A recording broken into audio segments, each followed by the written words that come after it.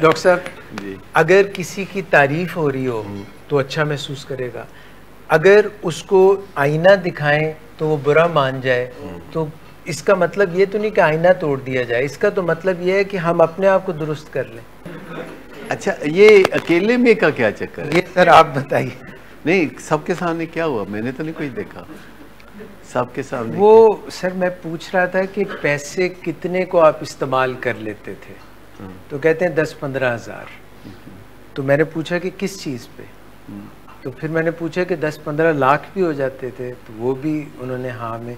फिर वो कहने लगे कि बेगम साहिबा जो है ना, मैंने पूछा कि बच्चे कहते हैं ये अब्बा जो है सारा दिन सोया क्यों रहता है, तो वो कहते हैं एक आध दफ़ा हुआ होगा, एग्जैजरेट कर रही है बेगम साहिबा। तो ये इस तरह की चंद बातें हैं। अच्छा अच्छा, तो वो कह रहे कि अकेले में क्यों नहीं? सर मेरा तो ये मानना है कि जो काम, जो अच्छी बात हो वो अकेले में भी अच्छी होती है, सबके सामने भी अच्छी होती है।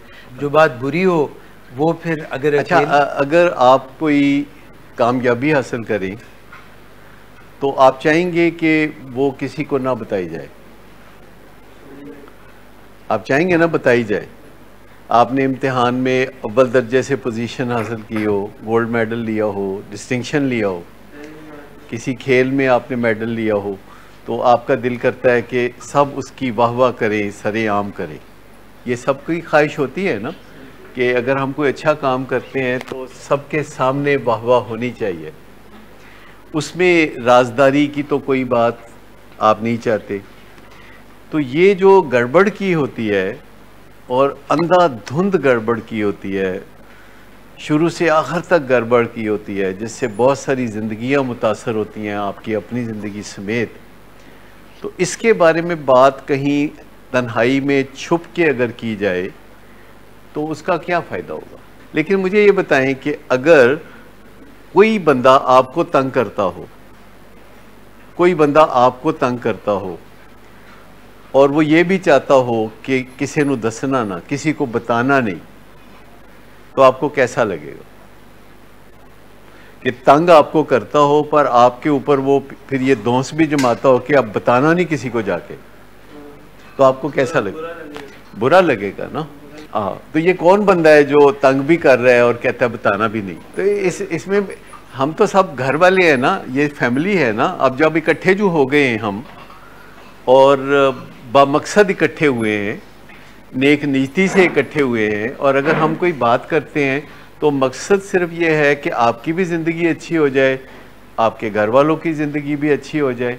लेकिन हमारा मुआशरा, हमारा कल्चर, हमारी तारीख़ हमें ये गलत बात सिखाए हुए है कि बात को पर्दे में रखना।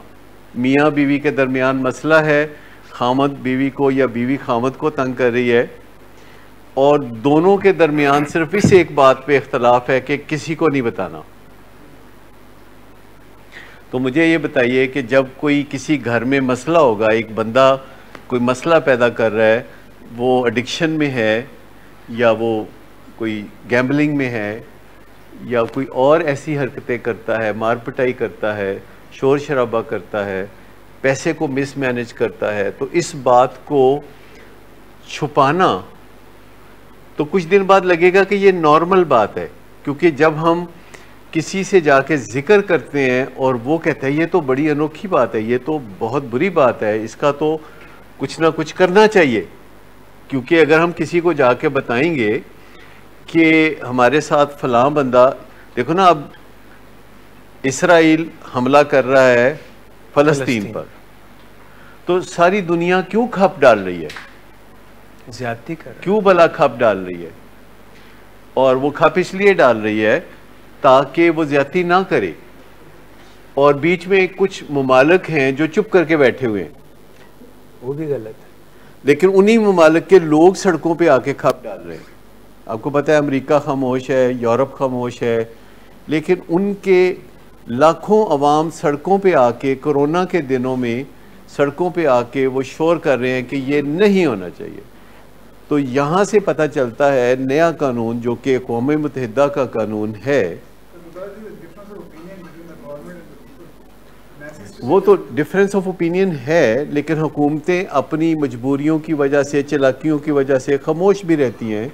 लेकिन लोग अपने जज्बे से निकल के, बूढ़े, नौजवान, हत्ता के यहूदी लोग भी, इज़राइल के लोग भी उस मुजाहरों में शामिल हुए जो कि इज़राइल के ख़िलाफ़ थे। तो ये मुजाहरा करने का मकसद रियलाइजेशन कराना होता है, क्योंकि अगर दुनिया के सारे ममालिक में मुजाहरे हो रहे हैं और मीडिया भी शोर मचा रहा है, तो जो चंद हुकूमतें अगर खामोश भी हैं तो इसके बावजूद मसले का हल निकलेगा, क्योंकि जब खप डाली जाती है तो मसले का हल निकलता है। तो पुरानी सोच ये है, हज़ारों साल पुरानी सोच ये है कि जब हमें कोई मसला हो तो हम चुप कर जाएं, हम हशप कर जाएं, हम छुपा लें। लेकिन जब से यूनाइटेड नेशंस बनी है, उन्होंने नई चीज़ें बताई हैं, और वो नई चीज़ें ये है कि जब अगर कोई जुल्म ज़्यादती करे तो आप खप डालें, आप खप डालें और फौरी डालें।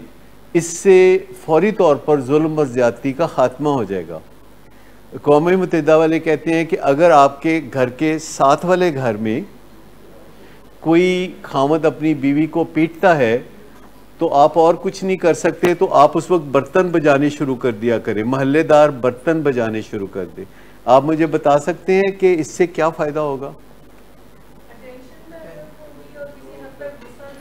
उनको पता चल जाएगा कि ये हमारी वजह से बर्तन बजा रहे हैं। सारे मोहल्ले वाले मोहल्ले में इकट्ठे होके, कंपाउंड में इकट्ठे होके, या अपने अपने घरों में जब बर्तन बजाते हैं, या वो बाज़ औक़ात कहते हैं कि बेल दें, उनके घर की बेल दें, मुख्तलिफ लोग आके तो बेल दे के चले जाएं, यानी लोग आएँ, बेल दें और चले जाएं, जिसका मतलब ये है उनको मैसेज देना कि आप गलत काम कर रहे हैं। तो ये पुरानी सोच ये है कि पर्दा रखो। नई सोच ये है कि जिन चीज़ों का पर्दा रखा जाता है वो चीज़ें कोई अच्छी चीज़ें नहीं होती, और जो अच्छी चीज़ें होती हैं उनके ऊपर से पर्दा उठा दिया जाता है कि दुनिया वालों देखो ये अच्छी चीज़ है। अब आपको समझ में आई? मकसद आपको कोई तकलीफ़ देना नहीं है, मकसद तकलीफ़ देना नहीं है। बिल्कुल, आप हमारे बहुत मुअज़्ज़ज़ मेहमान हो, क्लाइंट हो। ये है असल बहादुरी की बात। इस पे मैं चाहूँगा कि आप सब ज़ोरदार तालियां दें कि वो कहते हैं कि हाँ मैंने किया है ये। और जब इंसान कहता है ना हाँ मैंने ये किया है, तो उसके जहन से बोझ हट जाता है और उसको चीज़ साफ नज़र आनी शुरू हो जाती है। इंसान का जहन ऐसा है कि वो डिनाइल में होता है काफ़ी। आप कभी किसी ओवरवेट को पूछें कि वो ओवरवेट है, क्या वो ज़्यादा खाता है, तो उसका क्या जवाब होता है? नहीं, मैं तो कुछ खाता ही नहीं। तो सबसे पहले तो उस बंदे के दिल में ये बात आनी चाहिए कि वो ज़्यादा खाता है। 99% लोग कहेंगे कि नहीं मैं ज़्यादा नहीं खाता, वैसे मैनू बहुत ज़्यादा लगता है, खाना बहुत ज़्यादा लगता है, पानी भी पीना तो लग जाए। आप पानी भी पीना तो लग। तो मकसद ये है कि हम बहुत हम्बली आपसे सबसे बात करते हैं, और हमारे लिए बड़ा मुश्किल है बात करना, पर आपने हमारे लिए बात करना आसान बनाया है। हमें हायर करके, हमें इंगेज करके आपने बात करना हमारे लिए आसान बना दिया है। क्योंकि अगर वैसे कभी ज़िंदगी में हम मिलते किसी मौके पर तो हम कभी बात ना करते, लेकिन हम चूँकि आपसे मिले हैं बाकायदा एहतमाम की वजह से जो आपकी तरफ से हुआ है, तो फिर अगर हम अपना फ़र्ज़ पूरा नहीं करेंगे और बताएंगे नहीं कि कहाँ मामला गड़बड़ है, वैसे बंदे को लगता है नहीं एडी भी कोई गल नहीं, इतनी भी कोई बात नहीं है, मैंने कोई इतना भी कुछ नहीं किया। तो मैं फिर भी आपकी बड़ी बहादुरी समझता हूँ कि आपने कहा हाँ मैंने ये सब कुछ किया है। पर इसके साथ एक अगला फ़िक्रा भी होना चाहिए कि मैं इसमें इस्लाह करना चाहता हूँ, क्योंकि जो लोग अपनी इस्लाह कर लेते हैं वो निशान हैदर के हकदार होते हैं, जो अपनी इस्लाह कर लेते हैं, जो अपने अंदर चेंजेस ले आते हैं और जो अपने अंदर इस्लाह का बीज बोते हैं, तो उससे बड़ा फ़र्क पड़ता है। तो आपके देखा देखी मैं चाहूँगा कि कोई और बताएगा यहाँ से कि उसने भी कुछ ना कुछ गड़बड़ की है, कोई आप में से बताएगा? अच्छा, इसमें बताने की बात यह है कि जब आप बताते हैं या बात करते हैं किसी चीज़ के मुताल्लिक़, जो कि किसी की ख्वाहिश है कि वो पर्दे में रहे, जब आप उसके बारे में बात करते हैं तो आपकी नीयत क्या है? मिसाल के तौर पर इस स्टेज से जब हम बात करते हैं कि ये मसले रहे हैं आपकी ज़िंदगी में, तो नीयत क्या है? नीयत क्या है जी? आगे ये मसले ना हो। लेकिन अगर हम किसी जगह जाके किसी आपके रिश्तेदार से बात करें तो वो बुरी बात होगी कि वो आपकी बदनामी करना या किसी बदनीयती से बात को आगे करना, तो वो तो बहुत बुरी बात है। लेकिन जब हम इकट्ठे इस नीयत से होते हैं कि इस मसले को हल करना है, जो कि बहुत बड़ा मसला है, आपका क्या ख्याल है ये कितना बड़ा मसला पैदा हो गया हुआ है? फिर भी 1 to 10 के स्केल पे बताएं ये कितना बड़ा मसला पैदा हो गया हुआ है? 10 out of 10 ही है। यानी ये भी एक आपने बहुत अच्छी असेसमेंट की कि 10 out of 10 है। अब बताइए कि वो मसला जो पैदा हो गया हुआ है वो क्या है? थोड़ा सा हिंट मैं दे देता हूँ कि वो क्रेडिबिलिटी का मसला है। आपकी जो क्रेडिबिलिटी है, कि क्रेडिबिलिटी समझते हैं आप सब, व्यार जिसको कहते हैं, क्रेडिबिलिटी, एतबार, भरोसा, वो क्रेडिबिलिटी जो है वो ख़राब हो गई। और वो क्रेडिबिलिटी किसकी नज़रों में ख़राब हो गई?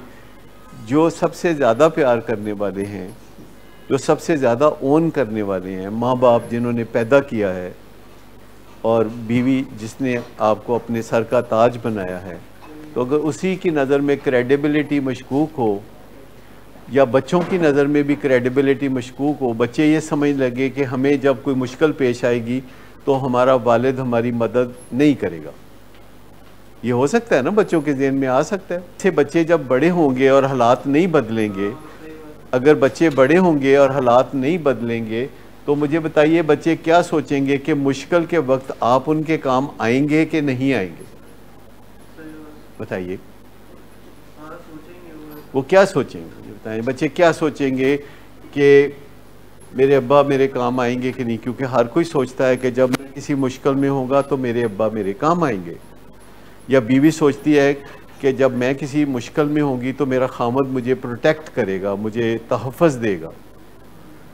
और माँ बाप सोचते हैं कि जब मैं बूढ़ा हो जाऊँगा और कमज़ोर हो जाऊँगा तो ये मेरा बच्चा जो है मेरी ताकत बन जाएगा। यही सोच होती है ना।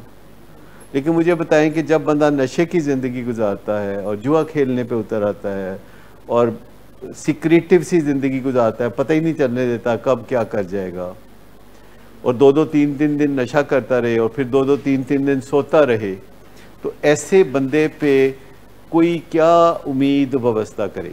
अच्छा, इसी तरह नशे की बीमारी में एक चीज़ पक्की है जिसे हम पैरानोया कहते हैं। पैरानोया, पैरानोया मतलब है शक करना। और ये बात बहुत कॉमन सी बात है कि नशे का मरीज अपनी बीवी पे शक करता है। मुझे बताइए कि अपनी बीवी पे जब वो शक करता है तो बीवी को कितनी तकलीफ होती होगी। लाजमी बात है कि एक बंदा नशा करता है तो वो तो नशा तो उसको शक की तरफ खुद लेके जाएगा। अगर चरस पिएगा, शराब पिएगा और ये सारे काम करेगा, आइस करेगा, कोकेन करेगा, तो ये तो नशे खुद ब खुद उसको शक की तरफ लेके जाएंगे। वो कैमरे लगाएगा, वो पता नहीं पूछेगा लोगों से। और वैसे भी उसकी बीवी जब कहती है कि नशा मत करो, तो फिर वो कहता है कि इसको कैसे चुप कराऊं, कैसे चुप कराऊं। तो किसी बीवी को चुप कराने का आसान तरीन तरीका क्या है? शक करेगा, शक। और ये बहुत बड़ा टॉर्चर है, शक करना, ये बहुत बड़ा टॉर्चर है। और ये चीज़ें जब कोई करेगा तो बीवी भी चुप भी कर जाएगी, कहेगी अच्छा मैं ना ही बोलूं, बस बैठी रहूं, मैं चुप करके मैं बैठी रहूं। क्योंकि ये कोई मामूली टॉर्चर नहीं है, ये बहुत बड़ा टॉर्चर है। और माँ बाप को भी बाज़ औक़ात चुप कराने के लिए माँ बाप के नकाइस बयान का, माँ बाप की ज़िंदगी में कोई वाक़या होगा तो उठा के वो सामने करेगा, जस्ट बिकॉज के वो अपनी जो नशे की इल्लत है उसके बारे में कुछ नहीं करना चाहता और चौमुखी लड़ाई लड़के इससे लड़, उससे लड़, उससे लड़, उससे लड़, अपना काम करी जाना है। ठीक? और ये जो चीज़ें हैं इसीलिए हम यहाँ डिस्कस करते हैं ताकि सबको समझ आ जाए।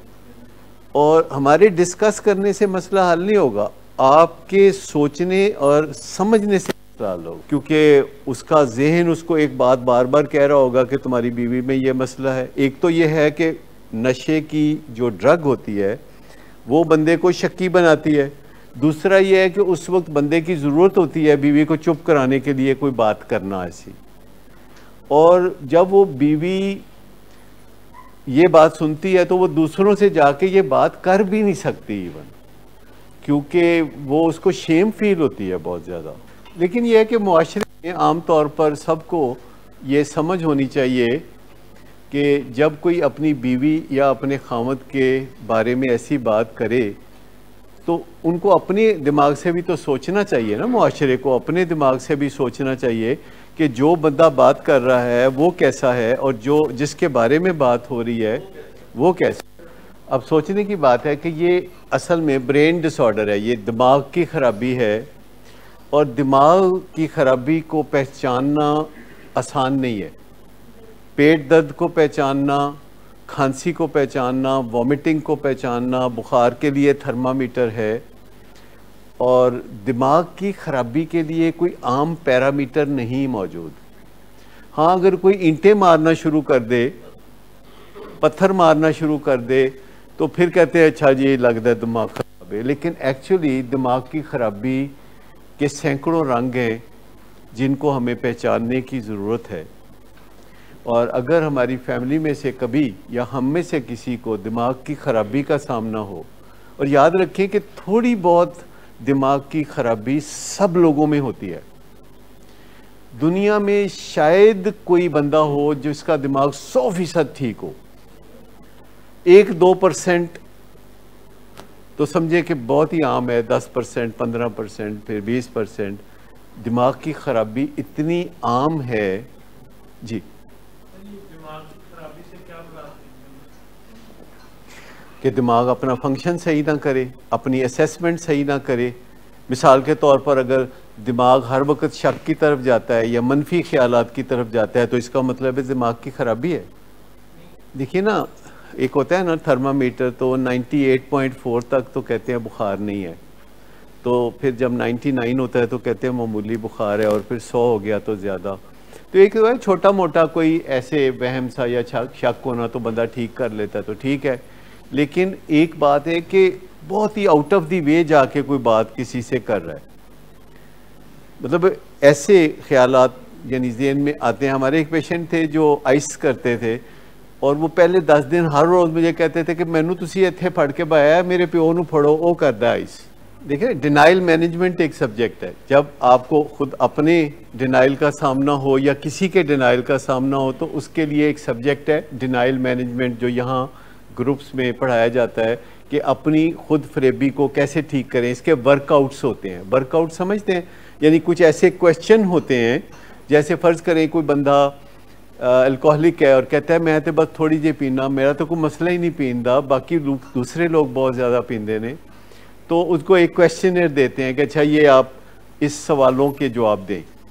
और उसमें सवाल ये होता है कि आपका पिछले 1 साल में कितनी दफ़ा गाड़ी का एक्सीडेंट हुआ, कितनी दफ़ा आप थाने पहुँचे, कितनी दफ़ा आपकी बीवी ने आपको छोड़ के जाने की धमकी दी। इस तरह की बहुत सारी बातें होती हैं जिसका जवाब देना होता है कि ये हुआ है कि नहीं हुआ, ये हुआ कि नहीं हुआ। और 40-50 सवालों के जब वो जवाब देता है तो उन जवाबों से फिर नंबरिंग की जाती है, स्कोरिंग की जाती है, और बताया जाता है कि आपका शराब का मसला है, और इतने में उसको भी पता चल चुका होता है। और इसके अलावा एक चीज़ होती है जिसे मोटिवेशनल इंटरव्यूइंग कहते हैं, कि ऐसे सवाल किए जाएं मरीज़ से कि जिनके जवाब देते देते उसका डिनाइल टूट जाए। ये आपके लिए मैं कह रहा हूँ कि मोटिवेशनल इंटरव्यूइंग ऐसे सवाल किए जाएं कि जिनके जवाब देते देते वो हक़ाइक़ तक पहुँच जाए। मोटिवेशनल इंटरव्यू सवाल करने का तरीका होता है, और उन सवालों का मकसद बेइज्जती करना नहीं होना चाहिए, बल्कि उन सवालों का मतलब ये होना चाहिए कि दूसरा बंदा रोशनी देख ले, हकीकत को पहचान ले। लेकिन मैं जो ब्रेन की बात कर रहा था, ब्रेन हेल्थ की बात कर रहा था। ये हम सब का मसला है। मैं बिल्कुल आपको वाज़ेह तौर पर बता दूं कि मनफी ख्यालात का आना, वहम होना और शक होना, ये वाज़ेह तौर पर दिमाग की ख़राबी सेहत की निशानी है। गुस्सा आना भी दिमाग की ख़राबी सेहत की निशानी है। हाँ, ठीक भी हो सकता है, लेकिन वो जो बुखार होता है वो 98.4 से ऊपर होता है ना, तो देखना ये है कि वो 98.4 से ऊपर है कि नीचे है। 98.4 पे होता है ना बुखार। तो एक होता है कि शक मामूली, जो दूसरे को इतना बुरा भी नहीं लगता, और एक होता है कि शक ऐसा कि जो दूसरे की जान निकल जाए, एकदम वो तकलीफ से करा उठे। तो देखना पड़ेगा। लेकिन ये एडिक्ट्स की खाली हम बात नहीं कर रहे। एडिक्ट्स के साथ रहते रहते फैमिली वाले भी बहुत ज़्यादा ज़हनी सेहत की ख़राबी का निशाना बन जाते हैं। इसको हम शैडो इलनेस कहते हैं, शैडो इलनेस। जैसे अगर आपके घर में किसी को कोई भी बीमारी हो तो बाकी लोग उससे मुतासर होते हैं।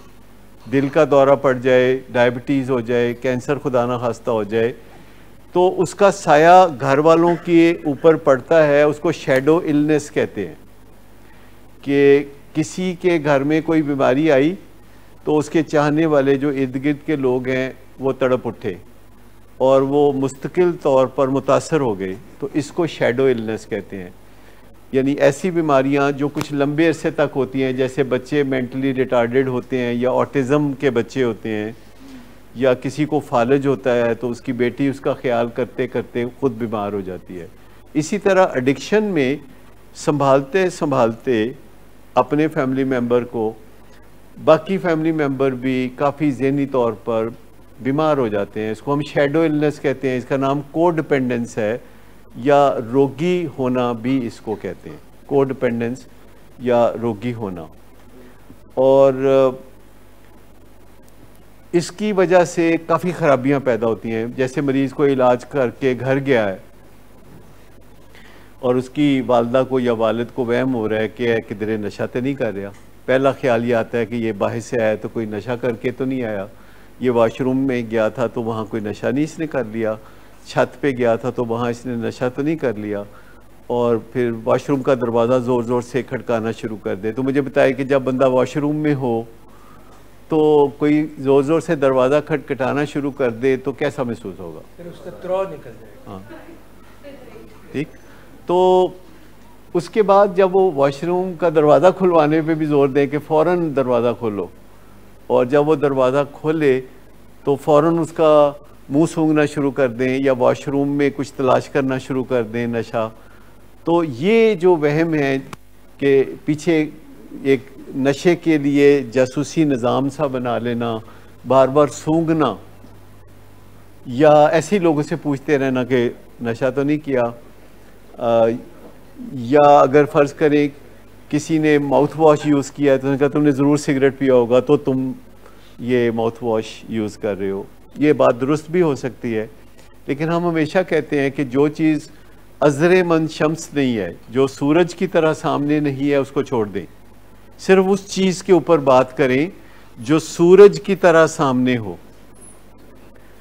जो चीज़ वाज़े नहीं होती उस पर झगड़ा होता है कि चांद कितनी खूबसूरत चीज़ है, लेकिन चांद पे भी झगड़ा होता है कि निकला है कि नहीं निकला। एक मौलवी कहता है निकला है, दूसरा मौलवी कहता है नहीं निकला, फिर बाज़ का ज़बरदस्ती चांद को निकालते हैं, फिर चांद बोलता है कि मुझे क्यों निकाला। तो ये चीज़ें जो हैं ये झगड़े वाली चीज़ों में नहीं पड़ना चाहिए।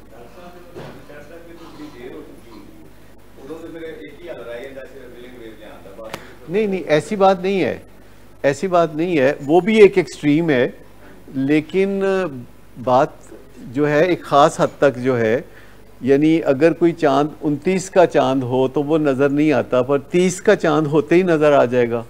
फिर उससे अगले दिन भी ਜਿਹੜਾ ਤੁਸੀਂ कह रहे हो ना चंद चढ़ता, वो 14वीं का चांद होता है। लेकिन घर वालों की ज़हनी सेहत के मुतासर होने के शवाहिद दुनिया भर में देखे गए हैं कि जब मरीज़ छुट्टी करके गया है अस्पताल से तो वो शक करते हैं बेपना हम समझते हैं कि उसका फ़ायदा कोई नहीं। आप एक सिस्टम में चल रहे हैं तो उसका यूरिन चेक हो सकता है, बजाय इसके कि आप उस पर झगड़ा डालें। तो आप तय कर सकते हैं कि यूरिन चेक होगा, जब हम कहेंगे कि यूरिन दे दो तो यूरिन दे देना, उस पर तुम कोई अड़ी ना करना। लेकिन अगर बार बार आप करीब आके तो मुंह सूंघना शुरू कर दें या सांस को महसूस करना, तो वो अगले बंदे को उससे कोफ्त होगी। तो ये इससे हम मना करते हैं, क्योंकि ज़हनी सेहत जो है वो मुतासर हुई होती है 5-7 साल घर में साथ रहते हुए। कसूर तो इसमें मरीज़ का ही है कि उनकी वजह से माँ भी बीमार हो गई या वालिद भी बीमार हो गया, लेकिन कसूर चाहे किसी का भी हो, उस सेहत को ठीक करना तो माँ की अपनी जिम्मेदारी है ना, कि वो अपनी सेहत को ठीक करने के लिए इक़दामात करे। कई दफ़ा पेशेंट यहाँ दाखिल होता है तो 2-3 दिन के बाद जब फैमिली को मिलने आती है तो वो कहते हैं कि यदि एक अख बड़ी तो एक छोटी क्यों लग रही है। अब मुझे बताइए कि क्या ये मुमकिन है कि किसी मरीज़ की एक आंख छोटी और एक बड़ी 2-3 दिन में डॉक्टर इजाज़त कुरैशी कर दें किसी तरीके से? अच्छा, वो वैसे ही वहम आते हैं या कहते हैं कि एक मोटा नीवा थे कुछ है। अच्छा, तो हम कहते हैं कि किसी वक्त कोई भी बंदा एक कंधा नीचे कर लेता है, एक ऊपर कर लेता है, तो इस पर बहुत परेशान होते हैं। तो मुझे बताइए ये किस चीज़ की निशानी है? ये ब्रेन हेल्थ कॉम्प्रोमाइज़ हो रही है, और इसकी वजह यह है कि काफ़ी अरसे तक कोई सोया नहीं रोज़, या वो रिलेशनशिप में तुगयानी रहती है, तूफ़ान रहता है, या बेवक्त खाया है, बेवक्त पिया है और एक्सरसाइज नहीं की। तो इन चीज़ों से ब्रेन हेल्थ ख़राब हो जाती है। मुझे बताइए, आप में से कोई एक बंदा हो जिसने अपनी ब्रेन हेल्थ का बतौर ख़ास कुछ परवाह की हो? मतलब आप सब ने मसल्स के लिए कुछ किया होगा, आंखों में सुरमा डाला होगा, कोई ऐसे काम आप सब ने किए होंगे, कोई ना कोई काम, कोई गुर्दे के लिए कोई 2 गिलास पानी फालतू पिया होगा।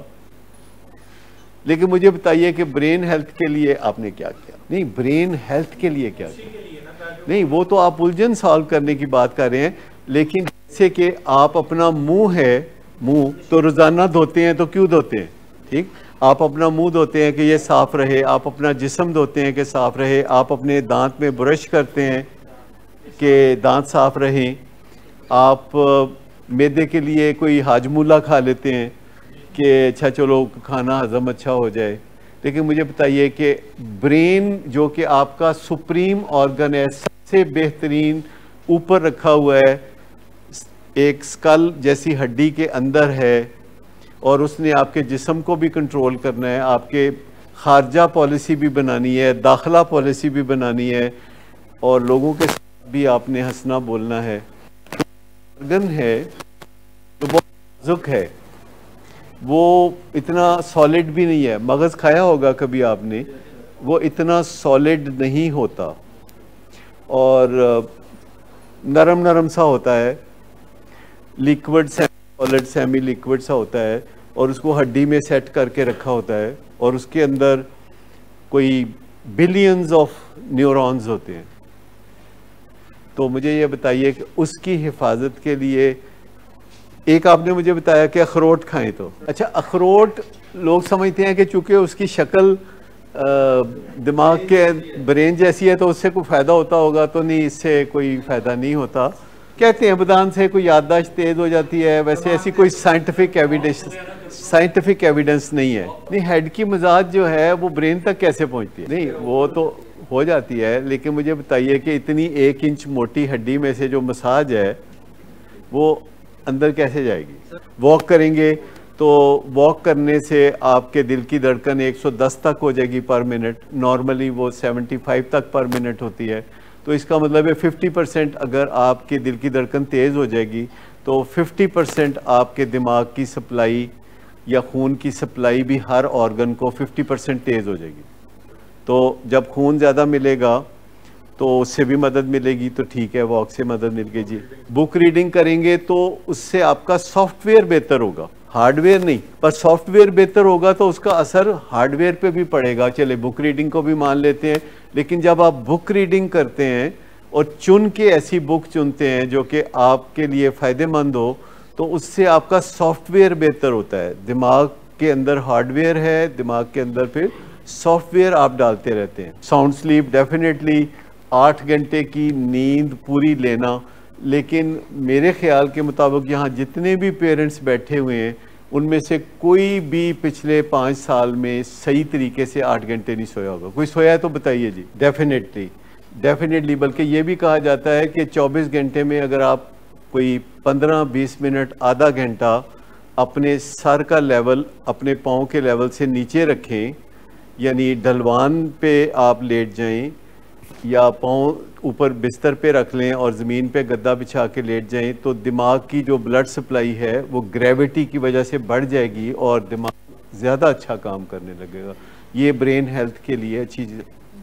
ये गुस्से को पी जाना, ये अंदर पी जाना या बाहर उंडेल देना, ये दोनों गलत है। गुस्से को डील करते हैं, निपटाते हैं। यानी आपको जो गुस्सा चढ़ रहा है तो आप लफ्ज़ों में, मुनासिब लफ्ज़ों में अगले बंदे को बता सकते हैं कि ये जो बात आप कर रहे हैं ये मुझे अच्छी नहीं लग रही, या ये मुझे बुरी लग रही है, या इससे मुझे गुस्सा आ रहा है। लफ्ज़ों में अपने गुस्से को दूसरे तक पहुंचाना ये मुनासिब तरीका है। देखिए ना, गुस्से के इजहार के कई तरीके हैं कि आप कहते हैं कि देखें आपने ये बात की है तो मुझे इस पर बहुत गुस्सा आ रहा है, बस इतना आपने कर दिया तो गुस्से को आपने निपटा दिया। एक ये है कि आप कहते हैं आपने बात की है, मुझे बहुत गुस्सा है, मेरा दिल करता है आपको थप्पड़ मारूं, ये उसका बुरा तरीका है। फिर है कि आप थप्पड़ मार देते हैं तो ये इसका और बुरा तरीका है। फिर इसकी कोई हद नहीं कि आप लाठी गोली जो मर्जी कर लें। तो फिर गुस्से के इजहार के यही तरीके हैं ना। अभी इजराइल ने अपने गुस्से का इजहार ऐसे किया कि वहाँ बिल्डिंगें जिसमें लोग रह रहे थे, बच्चे रह रहे थे, उन्होंने वहाँ बमबारी करके बिल्डिंगें गिरा दी। तो ये गुस्से का ही इजहार है ना, ये कोई समझदारी वाली बात तो नहीं है ना, ये तो गुस्से का इजहार है। तो ये ब्रेन हेल्थ ख़राब होने की निशानी है ना कहीं किसी की ब्रेन हेल्थ ख़राब थी तो उन्होंने हिरोशिमा और नागासाकी पे एटम बम गिराए।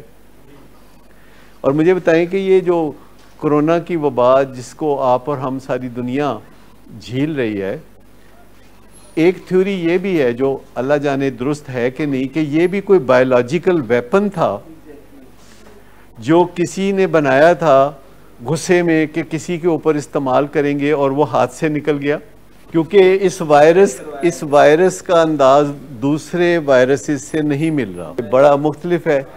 तो मुझे बताइए कि क्या अभी भी दुनिया में लोग वेपन्स नहीं बना रहे और नए नए वेपन डिज़ाइन नहीं कर रहे, और अभी भी लोग फ़ख्र नहीं करते कि हमने फ़लाना मिज़ाइल बना लिया है और हमने फ़लाना मिज़ाइल बना लिया है। तो हमें अच्छा लगता है जब हम मिज़ाइल बनाते हैं, पर लगेगा तो वो भी किसी इंसान को जाके ना। तो ब्रेन हेल्थ निशानी ये है कि आप अपने लिए भी और दूसरे के लिए भी मुस्बत सोचें, और सबसे ज़्यादा आपकी सोच विचार जो होनी चाहिए वो अपने फैमिली मेम्बर्स के लिए होनी चाहिए, फैमिली मेम्बर्स के लिए। देखिए, लफ्ज़ इग्नोर कोई पॉजिटिव वर्ड नहीं है। दरगुजर का लफ्ज़ अगर आप यूज़ करें कि कोई चीज़ है तो आप उसे गुजर जाने दें, मतलब हर चीज़ के साथ आगे बढ़ के लड़ाई लेने का भी तो कोई फ़ायदा नहीं। अगर आपको लगता है आप सड़क पे जा रहे हैं और किसी ने आपकी गाड़ी के आगे गाड़ी थोड़ी काट दी है, और ये बंदा है जिसने कभी ज़िंदगी में आपको दोबारा शायद नहीं मिलना, तो आप उसके पीछे जाके गाड़ी चला के उसको आगे से क्रॉस करके सड़क के किनारे रोक के कहते हैं बाहर निकल, तो वो एक ऐसा बंदा है जिसने आपके साथ ज़िंदगी में कभी भी दोबारा नहीं मिलना, तो उसको गुजर जाने दें। दरगुजर करने वाली चीज़ें तो ये। देखिए, जब कोई बंदा बात नहीं करता ना तो उसके पीछे खौफ होता है कि अगर मैं बात करूँगा तो दूसरा बंदा बदअमनी पैदा करेगा। ये एक वाहिद वजह है जो लोग बात नहीं करते, कि घर का माहौल ख़राब ना हो जाए, कोई रौला ना पड़ जाए, तो हम कहते हैं कि चलो ना ही बात करें। अगर हम चाहते हैं कि हमारे फैमिली मेम्बर हमसे बात करें, अगर हम चाहते हैं कि वो खुल के बात करें, तो हमें उनको खुल के बात करने की इजाज़त देनी होगी। इजाज़त का मतलब है कि जब वो खुल के बात करें तो उनको कोई तकलीफ़ ना पहुँचाएं, फिर हम उनकी बात सुन लें, हम उसको डिसएग्री कर लें, उससे इत्तेफाक ना करें, कोई बात नहीं, लेकिन हम उनको कोई सज़ा ना दें कि तुमने ये जो बात की है, तो हम फट ना पड़े। तो अगर हम चाहते हैं कि हमारा बच्चा जो कि रिकवरी में है वो खुल के मेरे साथ बात करे, तो फिर आप उसको इतना हौसला दें कि जब वो बात करेगा तो उसको कोई क़यामत में से नहीं गुजरना पड़ेगा। क्योंकि माँ बाप की तरफ से क़यामत क्या होती है भला? आप मुझे बता सकते हैं कि किसी बच्चे के लिए जो नौजवान है और वो रिकवरी में है और माँ बाप जो हैं उसके बात बात पे क़यामत बर्पा कर देते, तो वो क़यामत क्या हो सकती है? मतलब कोई माँ बिस्तर पे लेट जाती है कि मैं मर गई, तो ये भी माँ को देखना बच्चे के लिए मुश्किल होता है कि मेरी माँ अपने आप को कितना ये तकलीफ़ में मुब्तला कर रही है। तो ये जो रिएक्शन है जो माँ बाप देते हैं, आहें भरते हैं, कभी आपने आहें भरते हुए वालिदैन देखे? तो वो समझ रहे होते हैं कि इन आहों की ट्रांसलेशन हो जाएगी और मेरा बच्चा जो है वो इस ट्रांसलेशन को समझ जाएगा। मैं आपको बताऊं कि ये हमारा अपना ही ख्याल होता है कि हमारी बॉडी लैंग्वेज, हमारे फेशियल एक्सप्रेशन, हमारी आहें और सिसकियाँ, क्यों जी, कभी अगर मोबाइल ना मिले तो बंदा सिसकियाँ भरता है, ऐसा कभी होता है? कभी सुना आपने ऐसा? हाँ, कभी देखा भी हो? नहीं, पहले। तो ये जो सिसकियाँ होती हैं ये हमारी फैमिली के लिए बड़ी तकलीफ़देह होती हैं, चाहे माँ बाप भरे चाहे बच्चा भरे। पहले मेंटल इलनेस के लिए भी बहुत ज़्यादा करंट का इस्तेमाल किया जाता था, दूसरे मुल्कों में भी, पाकिस्तान में भी, लेकिन अब तो ये पुरानी बातें हो गई। डिप्रेशन के लिए अभी भी दुनिया में अगर कोई दवाई काम नहीं करती तो इलेक्ट्रिसिटी जो लगाई जाती है तो उससे डिप्रेशन ऐसे लास्ट रिजॉर्ट जो है वो यूज़ होती है कि एडिक्शन की वजह से किसी को अगर इलेक्ट्रिसिटी लगाई जाए, ईसीटी लगाई जाए, तो इसका कोई स्टैंडर्ड ऑपरेटिंग प्रोसीजर नहीं है। लेकिन लोग तजर्बे करते हैं, हो सकता है तजर्बे करते हों, और वैसे नहीं करना चाहिए। जो चीज़ स्टैंडर्ड ऑपरेटिंग प्रोसीजर ना हो वो नहीं करनी चाहिए। आसान तरीका ना, जो चीज़ भी स्टैंडर्ड ऑपरेटिंग प्रोसीजर है वो कर ले। यानी स्टैंडर्ड ऑपरेटिंग प्रोसीजर वो होता है जो समझ में आने वाला होता है, जिसको सब लोग मानते हैं, और जो जायज़ कोई तरीका होता है, जो आजमाया हुआ होता है, कोई जायज़ तरीका होता है। और आजकल तो सेहत के मामलात को यूनाइटेड नेशंस का एक अदारा है जिसे WHO कहते हैं। तो WHO जिन चीज़ों को अप्रूव करती है, या आपके मुल्क के रेगुलेटरी बॉडीज़ हैं या FDA है अमेरिका की रेगुलेटरी बॉडी, तो जो रेगुलेटरी बॉडीज़ हैं जो दुनिया में आजकल काफ़ी रवाज है रेगुलेटरी बॉडीज़ का, उन रेगुलेटरी बॉडीज़ की तरफ से जो पैगामात आते हैं, जैसे आजकल कोरोना की वैक्सीनेशन के बारे में है, तो ज़रा भी नहीं सोचना चाहिए, फ़ौरन जाके तो वैक्सीनेशन करवा लेनी चाहिए, क्योंकि एक रेगुलेटरी बॉडी है WHO, वो कह रही है कि वैक्सीनेशन कराओ। फिर आपके अपने मुल्क की रेगुलेटरी बॉडी है और वो इंतज़ामात गवर्नमेंट ने किए हैं, तो कुछ सोच के किए होंगे तो फिर भरोसा कर लेते हैं। जैसे कई दफ़ा मैं आपको कहता हूँ कि अपने माँ बाप पे भरोसा कर लिया करें, फैमिली पे भरोसा कर लिया करें। नशे की बीमारी में ख़ास तौर पर मैं कहता हूँ कि अपनी फैमिली पे भरोसा कर लिया करें, इम्कान है कि आप फला पाएंगे। कोई है ख़तरा कि अगर माँ बाप के कहने पे चलें तो प्रॉब्लम बढ़ जाए बहुत? क्यों जी, किसी का कोई ख्याल? क्यों? किसी, यानी माँ बाप जो कहें वो कर लें, उनकी नीयत हमेशा अच्छी होती है। तो फ़र्ज़ करें कि आप माँ बाप जो कहते हैं वो कर लेते हैं, तो क्या होगा? फायदा ही होगा। कोई नुकसान का अंदेशा, कोई विलिंग बेस आने की ज़रूरत बाकी रहेगी कि अगर माँ बाप का कहाँ मान लें? यानी जो माँ बाप कहें का जी मान लेने हैं। हो सकता है आपको कुछ कोफ्त हो सकता है कुछ जहमत हो, ओवरऑल नफ़े में रहेंगे।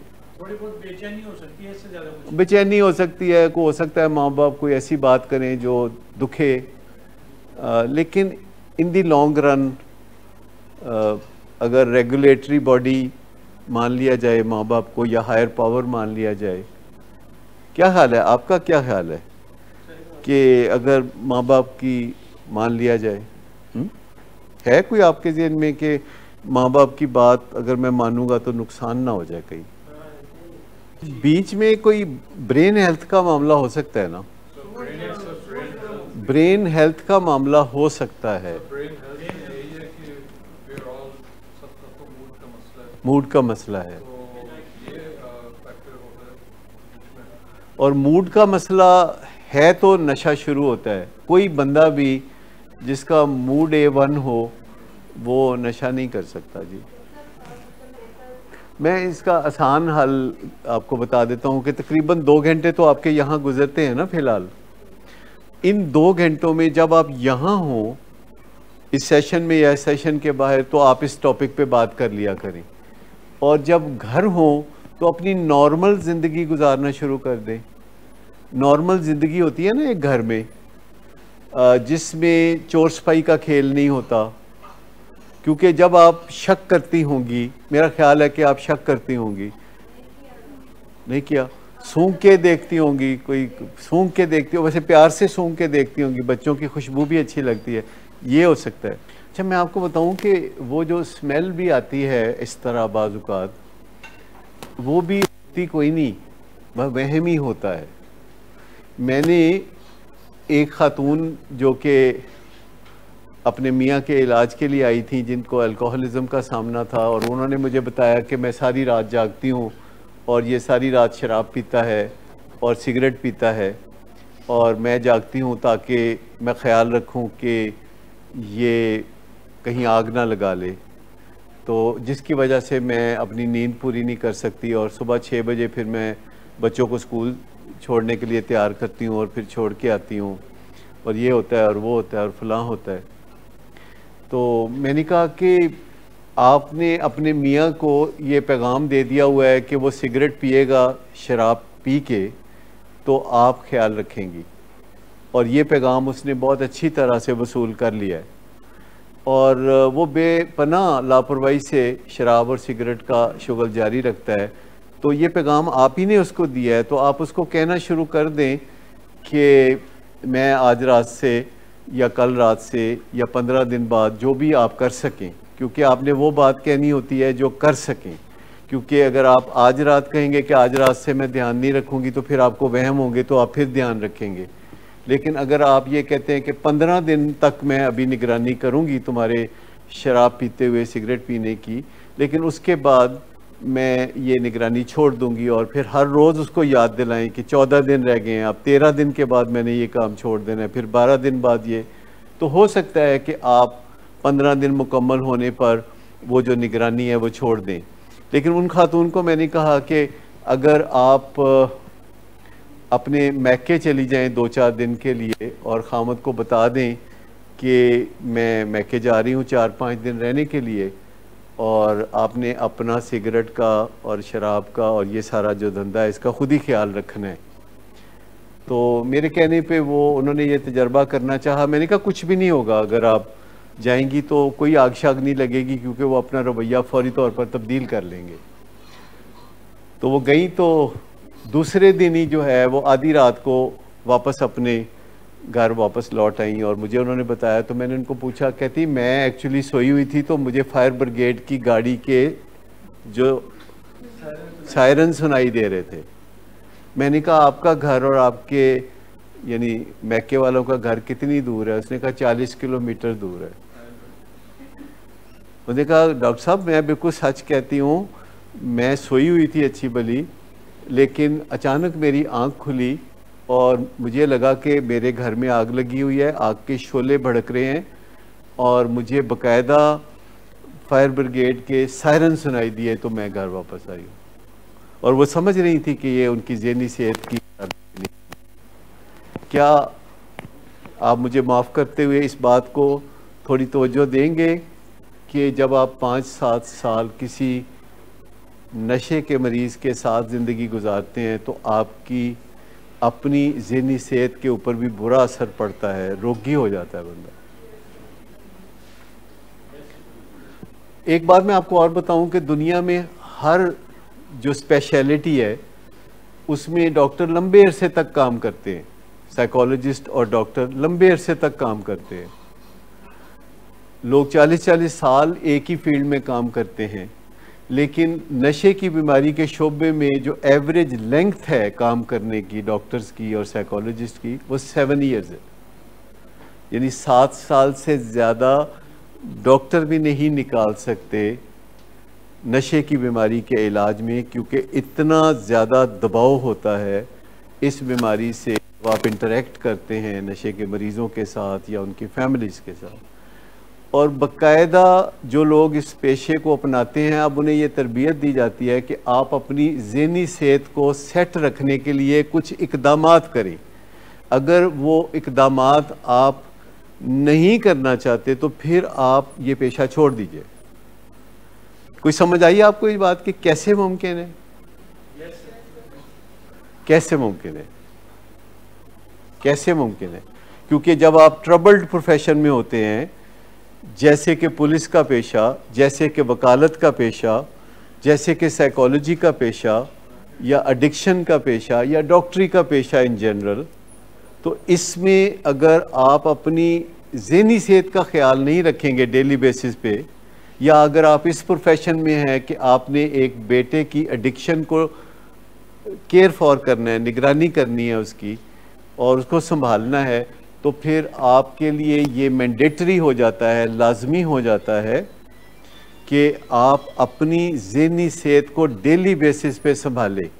और जितनी की ख़राबी ज़हनी सेहत में या दिमागी सेहत में होती है रोज़, उसको रोज़ के रोज़ अनडू कर लें। अनडू एक प्रोग्राम भी है दुनिया में अब जिसको अनडू इट प्रोग्राम कहते हैं। अनडू इट, कभी सुना नाम इस प्रोग्राम का? जी जी। और अल्टीमेटली क्या होता है? एग्जॉस्ट हो जाते हैं। ठीक, अल्टीमेटली डॉक्टर साहबा ने जो फरमाया है मैं उसका मुख्तसर खुलासा आपको बता देता हूँ कि जो डॉक्टर्स होते हैं, शी इज़ ए डॉक्टर, और डॉक्टर भी मेरे हाल बच्चों के शोबे से मुतल्लिका, जो बहुत ही मासूम बच्चे होते हैं, छोटे बच्चे जो होते हैं, और हॉस्पिटल में ये बहुत मुश्किल शोबा होता है जिसमें बहुत छोटे बच्चों से आप डील करते हैं। आपको हर 5 मिनट के बाद एक बुरी खबर मिलती है किसी न किसी बच्चे के बारे में।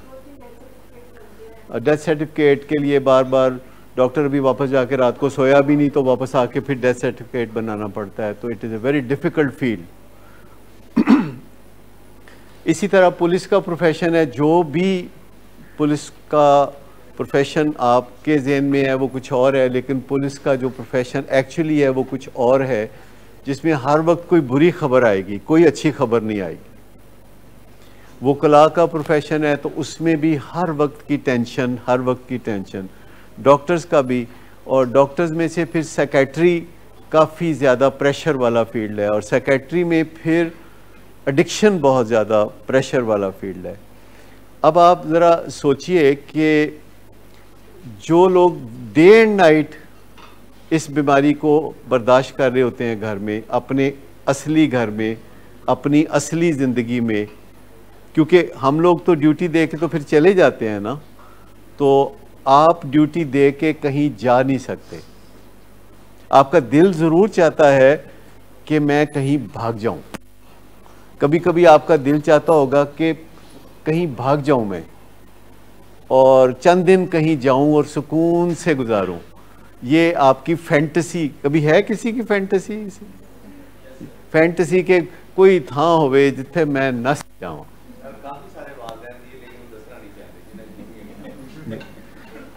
अच्छा, ये जो फैंटेसी है, ये जान बचाने वाली फैंटेसी है, यानी इसको लाइफ सेविंग कहा जाता है कि उनको उम्मीद बरकरार रहती है, उनको उम्मीद बरकरार रहती है कि अच्छा जब मैं नस जावा तो मैं 4 दिन चैन दे कट लांगा, चलो मैं हाला नहीं नसदा।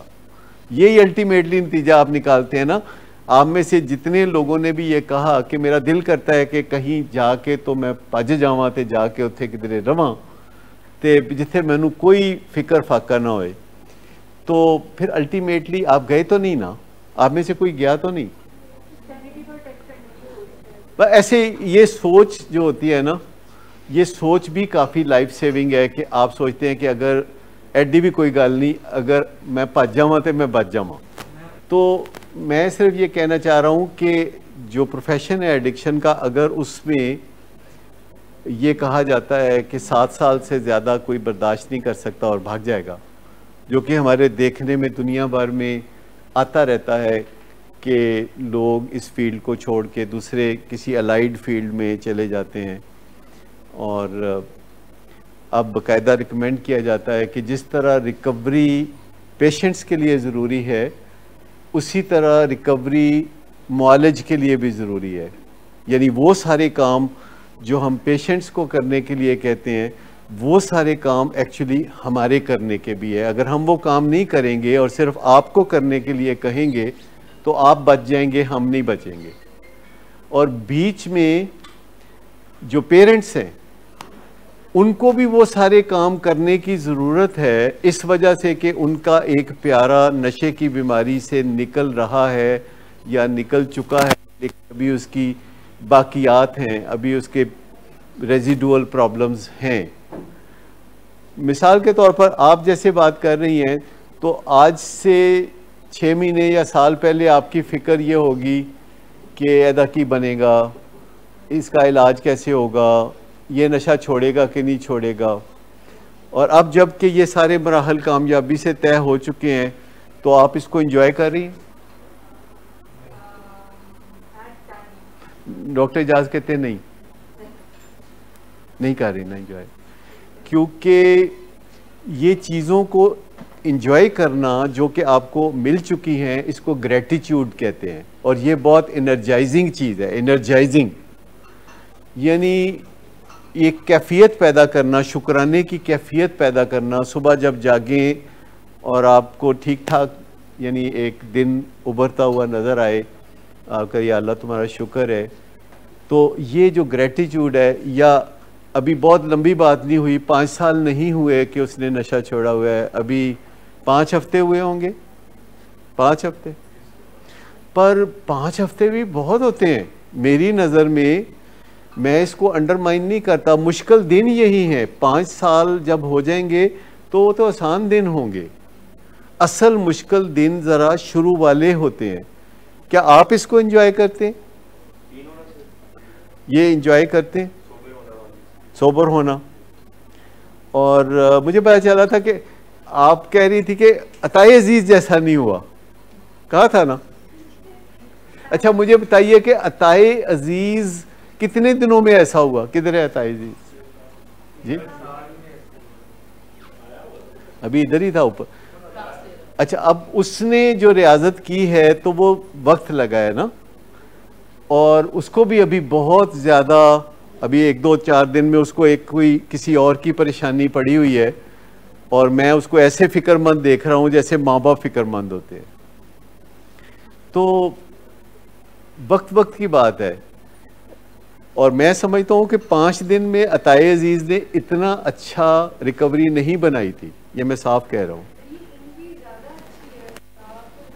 हमने तो सारा देखा हुआ है ना, वो सारा पीरियड देखा हुआ है ना, कि अताए अजीज़ तो बाद में मैच्योर होके यहाँ तक पहुँचा है। अल्लाह ताला सबको तौफीक दे कि वो इतनी सेरेनिटी हासिल करें और उसको भी तहफ़्फ़ुज़ में दे, और वो दूसरों की फ़िक्रों से आज़ाद होके अपनी फ़िक्र में ही रहे। मैं ज़्यादातर मरीज़ों को कहता हूँ कि तुसी अपनी फ़िक्र करो, दूजियां दियां फ़िक्रां ना करया करो बहुतियां। लेकिन हमारे कई मरीज़ों को भी होता है ए फ़िक्र पढ़ ले, ओ फ़िक्र पढ़ ले। तो ये जो एंजॉय करना शुरू करें, इस फोरम पे बात किया करें ना, इस फोरम पे बात किया करें। अच्छा, अगर आप इस फोरम पे बात करेंगे और बाकी घर में आप एंजॉय करेंगे माँ बेटे का रिलेशनशिप, तो ज़्यादा बेहतर होगा। क्योंकि 24 घंटे हैमरिंग करने से तो कुछ हासिल नहीं होगा। और ख़ास तौर पर इसको ये धमकी ना दिया करें मैं तुम्हें विलिंग वेज में करा दूंगी। वो 2 दिन के लिए, जो 2 दिन के लिए रखा था, वो मैंने रखा था और मैंने आपको बता दिया था, लेकिन वो आपकी अम्मी ने नहीं कहा था। लेकिन उसके बाद आपकी अम्मी ने कहा कि फिर देख ले, फिर मैं तेन चुकवा देंगी ना। पता है, हमारा इमेज जो है अपने बच्चों के ज़हन में पॉजिटिव रखा करें। जो पहले हम लेके आते हैं, ये एक्ट हमें अच्छा नहीं लगता, ये अच्छा कतई नहीं लगता। मतलब ये है कि आपके पास जो घर पे टाइम होता है ना, तो वो आप माँ बेटे का रिलेशनशिप एंजॉय किया करें। कुछ जैसे बंदा कहता है अम्मी मुझे ये बना दें या मुझे ये कर दें, बैठ के कुछ बातें करना उनके साथ, कोई वॉक पे निकल गए उनके साथ, कोई टीवी प्रोग्राम देखा, कोई इस तरह की चीज़ें की, तो वो उनके साथ यानी आपको थोड़ा टाइम ऐसा बिताना चाहिए जिसे अच्छा टाइम कहा जा सके आपस में बिताने का। तो ये चीज़ें भी यानी कारआमद आपके लिए हो सकती हैं, और ये फोरम है जिस पे आप सब अच्छे तरीके से यानी बात कर सकते हैं। और वो जो मैं बात पर्सनल निगहदाश्त की बात कर रहा था, वो आप शायद देखते होंगे कि हम यहाँ जो प्रोफेशनल हैं हम सब भी अपनी पर्सनल निगहदाश्त का पूरा ख्याल रखते हैं, क्योंकि हमें पता है कि हमारा काम है, उसकी नेचर ऐसी है कि वो एडवर्सली इफ़ेक्ट करता है। क्योंकि जब आपका फ़ोन आता है और आप अपनी कोई दुख या अपनी कोई दुखड़ा हमें बयान करते हैं, तो ऐसा तो नहीं हो सकता ना कि हम पे उसका कोई असर ना हो। फिर उस असर को कैसे हटाना है, उसके लिए हमें बहुत सारे काम करने पड़ते हैं। नींद पूरी करना और न्यूट्रिशन का ख्याल रखना, खाने पीने का सोच सोच के, और एक्सरसाइज का ख्याल रखना, और अपनी जो रिलेशनशिप्स हैं उनमें तहम्मुल से काम लेना, बुर्दबारी से काम लेना, शोर शराबे से बचना, और अपनी ज़हनी सेहत की हिफाजत करना, दिमागी सेहत की हिफाजत करना। ये हम सब आपके सामने करते हैं। आप देखिए डॉक्टर एजाज़ हैं।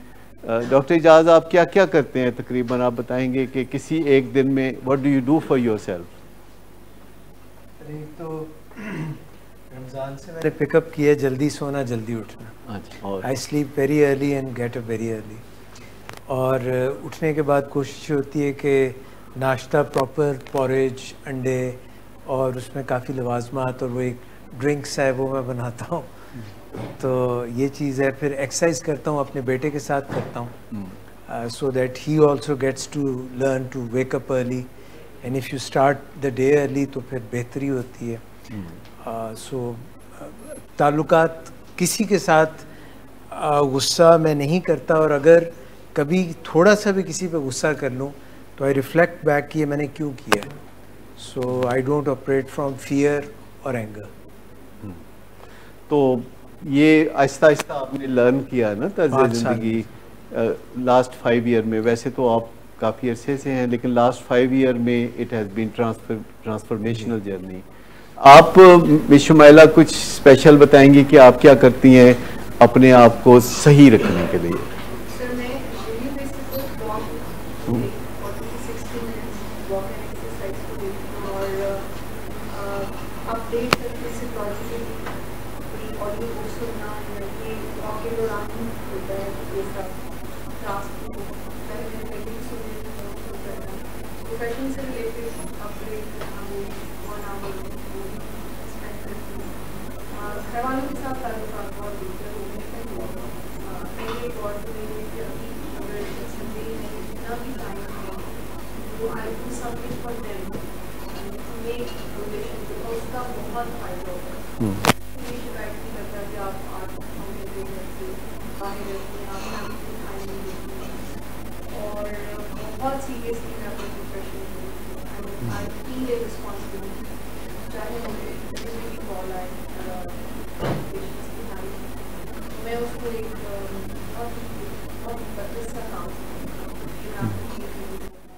यकीन स्पिरिचुअल काम है।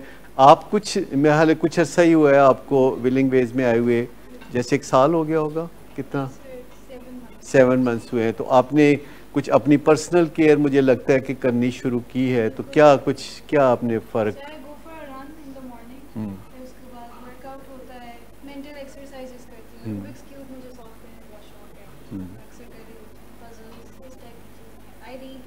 साइकोलॉजिकल बुक्स और नॉवेल्स इस टाइप की ताकि थोड़ा सा माइंड जो है वर्किंग में है, और फैमिली के साथ काफ़ी बेहतर रिलेशनशिप्स हुए हैं। कभी कभार हो जाती थी आर्ग्यूमेंट्स, लेकिन आप समझ आ जाती है कि किस तरह बात करनी है फैमिली से और आर्ग्यू नहीं करना, तो काफ़ी यानी कि बेहतरीन। अच्छा, ये नज़र आता है when you do it, it looks नज़र आता है सामने।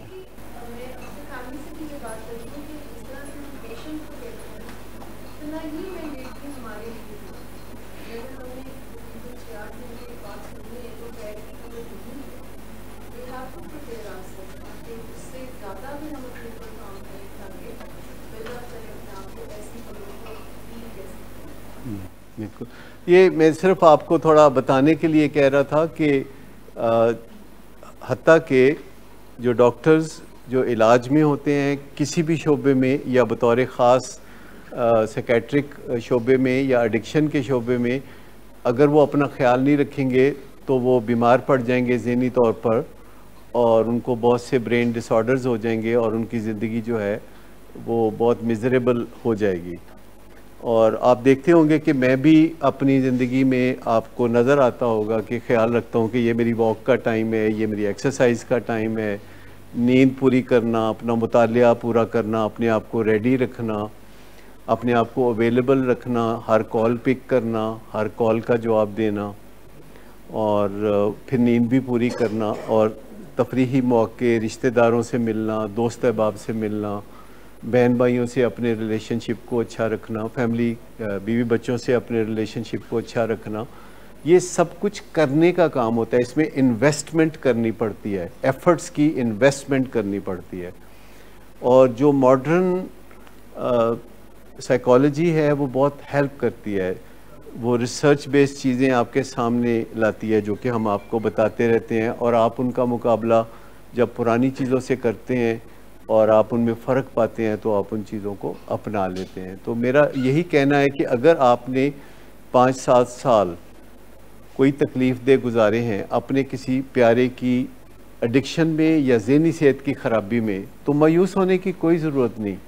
खुशखबरी ये है कि आप उस सारी तकलीफ़ों को, रोग को ख़त्म कर सकते हैं, उसको अनडू कर सकते हैं, और जब आप ऐसा करेंगे तो आपको पता चलेगा कि इसका रिवॉर्ड कितना बड़ा है, और आप अपनी ज़िंदगी का भरपूर लुत्फ़ उठाएंगे, और आपको जो पिछली तकलीफ़ें हैं वो फिर माजी बईद का हिस्सा नज़र आएंगी।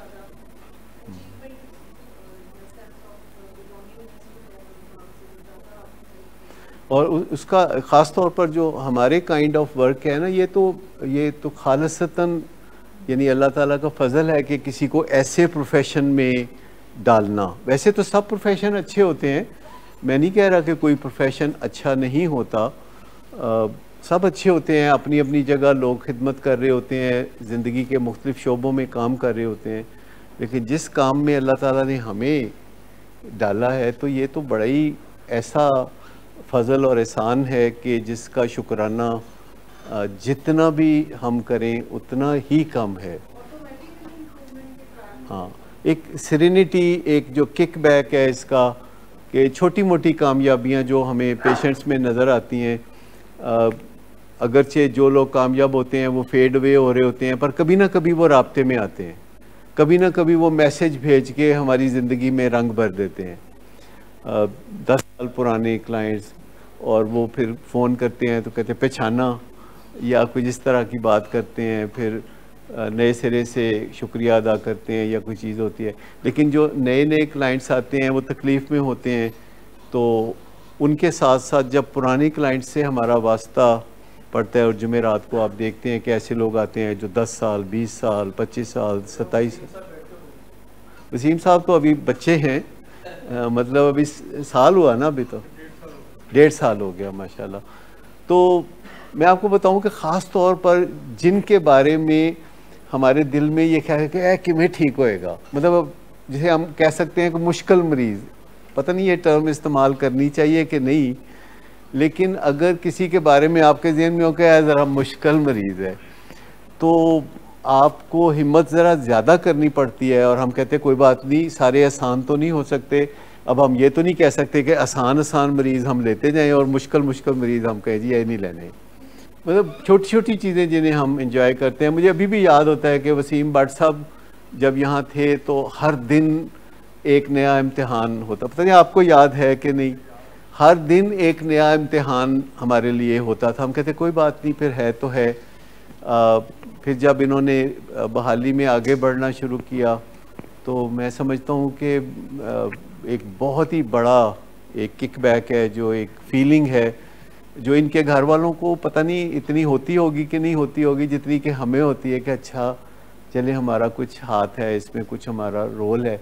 मैं आपको बताऊं कि आप जो रिक्लेम करते हैं ना अपने इन बच्चों को, इसकी जो मेमोरी है उसको चेरिश करना चाहिए, उसका लुत्फ़ लेना चाहिए और अपने जहन में उसको दोहराते रहना चाहिए। इससे आपको गुड हेल्थ मिलेगी। तो से होता है, हम क्लासीफाई भी करते हैं, अच्छा ये मुश्किल मरीज़ है, ये आसान मरीज़ है, तो हम उसके हिसाब से अपनी हिकमत अमली बना रहे होते हैं। लेकिन जितना हम सीखते हैं मुश्किल मरीज़ों से, उतना हम आसान मरीज़ों से तो नहीं सीखते। तो एक तरह से ये हमारे टीचर भी होते हैं जो मुश्किल मरीज़, और ये हमेशा से मेरे जहन में चलता रहता है, अच्छा ये फ़लाना ये चैलेंज है, और खामोशी से हम अपने जहन में बना लेते हैं अच्छा कि ये चैलेंज है। तो फिर हम उसके बारे में तख़य्युल करते हैं कि अच्छा जब ये अच्छा हो जाएगा तो कैसा होगा, और फिर हम उस जानिब सफ़र शुरू करते हैं और फैमिली को भी इनकरेज करते हैं कि देखें एक एक दिन करके, एक एक लम्हा करके वक्त गुजरेगा और एक दिन आपके मसाइल हल हो जाएंगे, आप ज़िंदगी एक नए सिरे से इंजॉय करना शुरू कर देंगे। पर ये आप तभी करेंगे जब तक आप अपना ख्याल रखेंगे और अपने आप को सेहतमंद रखेंगे। अगर आपका बच्चा सेहतमंद हो और आपकी सेहत ही ठीक ना हो तो फिर आप उसके अपने बच्चे की सेहत को भी आप इंजॉय नहीं कर सकेंगे। लिहाजा अगर आपका वज़न ज़्यादा है तो उसको आप ठीक कीजिए, अगर आपको शुगर या ब्लड प्रेशर है खुदा न खास्ता तो उसको आप मैनेज कीजिए, और नींद पूरी करें, एक्सरसाइज करें और रिलेशनशिप पे काम करें, इन्वेस्ट करें अपने रिलेशनशिप दाएं बाएं अपने सबॉर्डिनेट्स के साथ, जो लोग आपके साथ कोलीग्स हैं, काम करते हैं, तो उनके साथ भी अपने रिलेशनशिप को अच्छा बनाएं। Thank you very much.